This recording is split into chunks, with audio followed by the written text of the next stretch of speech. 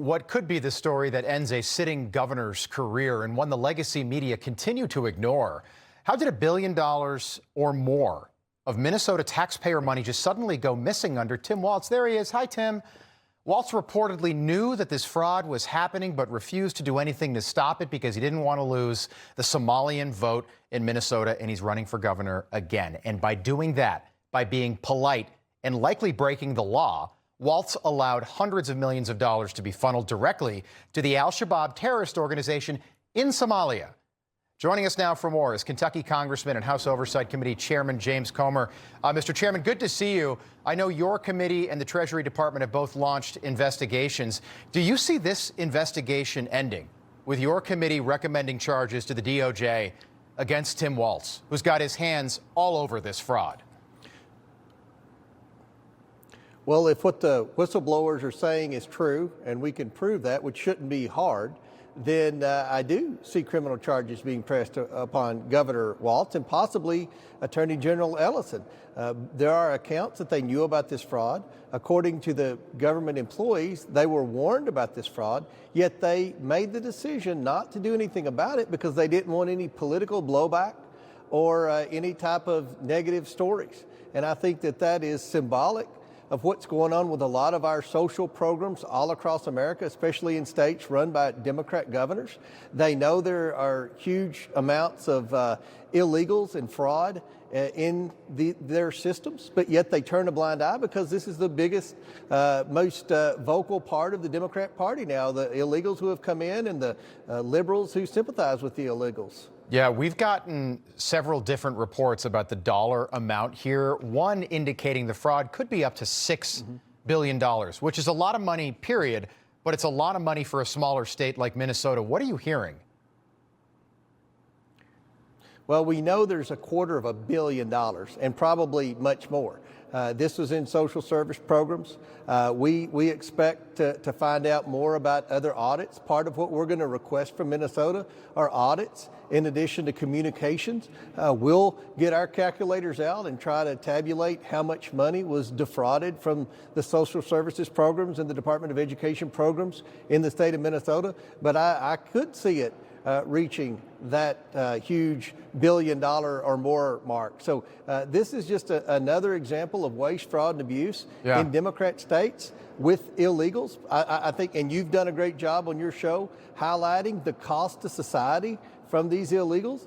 And, you know, at the very end of the day, the people that suffer the most are the American taxpayers and the people who depend on those social programs, the American citizens who depend on those social programs. They're being stretched thin because of fraud. The Democrat governors like Tim Walz aren't doing anything about it. I hope we can set an example out of him and right a wrong here. Yeah, I do too. By the way, you think about how big a deal we made of Gold Bar Bob Menendez. That was a couple $1 million.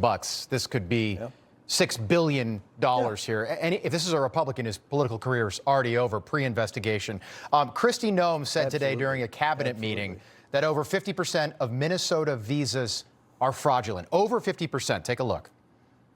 You told me to look into Minnesota and their fraud on visas and their programs. 50% of them are fraudulent, which means that wacko Governor Walz either is an idiot or he did it on purpose. He brought people in there illegally that never should have been in this country, said they were somebody that they're not. They said they were married to somebody who was their brother or somebody else.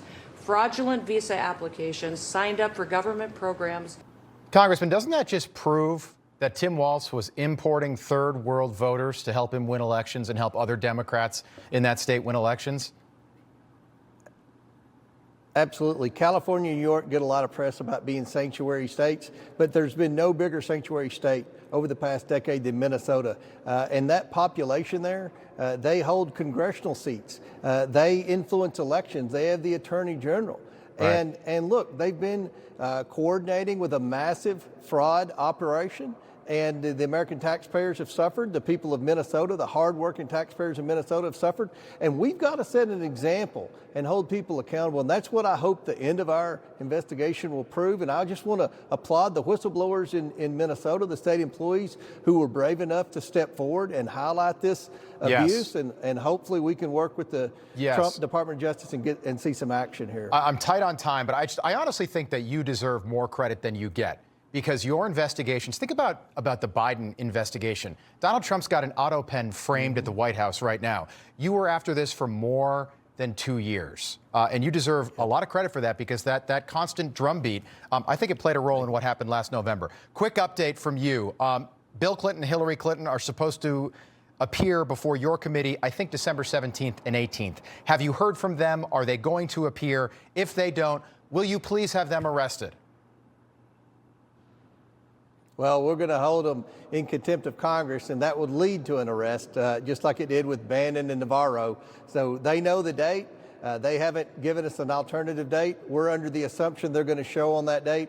If they don't, then hopefully Congress will do what it's done in the past and hold them in contempt of Congress for defying a lawful congressional subpoena. Okay. And remember, this subpoena was approved on a bipartisan basis. This wasn't just a Republican subpoena. This was Republican and Democrat subpoena. That holds even more weight in court. Well, what was Bill Clinton's relationship like with Jeffrey Epstein? We're never going to know unless we hear from Bill. By the way, did you see Donald Trump put out on Truth Social tonight that all executive orders that Joe Biden signed with the auto pen are now null and void? I thought of you immediately. Does that mean possible investigations into people like Dr. Fauci, Mark Milley, maybe others? Well, I know their pardons are going to be out the door, so they can be held accountable now. They could hide behind that pardon before. So I'm willing to do whatever. We had a big role in the president's decision to declare them null and void with our oversight investigation. That'll be used as the basis in court when people appeal that. So, look, we're on a roll on Oversight Committee, and we've got a good attorney general and a good president, and hopefully we can see some accountability now. All right, Congressman, great to see you tonight. James Comer, we appreciate it. Thank you. Information. Truth is freedom. Is Newsmax. It's real news for real people.